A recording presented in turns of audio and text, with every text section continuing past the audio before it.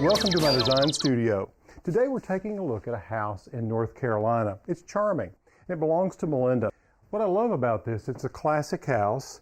I love the portico or porch and the use of the brick. It's very, very nice, Melinda. Now, a couple of things that I would say right from the beginning that we probably need to take care of. These hedges have gotten really too tall, and they look like they may be yew hedge. It's a beautiful evergreen. But what I would do is I would cut them down below the window like this and maybe let them come up a little higher on the ends. And the same way over here, you can see how it's grown up well above the window. So we want to take care of that for sure. So let me go ahead and erase that bit. And let's start with some ideas. One of the first things I would do here is think about enclosure. It looks like you're really close to the street. So one thing that might be kind of nice would be to put a picket fence here with a gate. It would add a lot of charm, and let this run across the front of the house like this. And do it in white. And this would be an opportunity. We're far enough out from the house that you could grow a beautiful rose on this picket fence. If you stepped back, you could plant some roses across the front. But I suggest that since you have limited space there, that you bring the fence right up to the edge of your sidewalk or the road. It's a little hard to tell. And then here you can create a pair of gates, or you don't even have to have gates, but I like gates that would allow people to come through them. It just creates a beautiful sense of entry. Then on the back side, I would do something classic. Behind here, I would do a boxwood.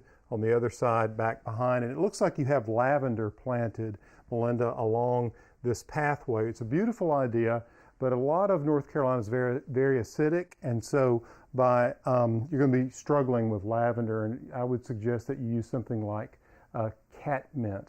It does very well for me. I grow one called Walker's Low at the farm that does very well. Or Six Hills Giant is another variety and has those beautiful frothy lavender colored blooms. Okay, now if we move a little closer to the house, I think I would repeat this boxwood back up here on either side of the containers. I like the size of the container that you have. You could actually go a little larger if you wanted to. And then you've got some azaleas here, which I think, and it's a good choice, but I would carry those all the way across in front of these yews like this, all the way across for continuity. And you have some hosta here. I would take one variety of hosta. You could divide the one that you have, but I would get one that has really tall, beautiful flower spikes. And you can go to your local garden center for that. And what I would do is I would make an entire bed of hosta all the way across the front of these azaleas. And it would just be spectacular through the entire growing season. So just remember, we need to cut these down, Melinda.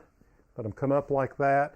Think about enclosing it just a bit with the picket fence and add a beautiful climbing rose and a clematis, if you will, onto this fence. And I think you'll be very pleased. A beautiful property. Good luck.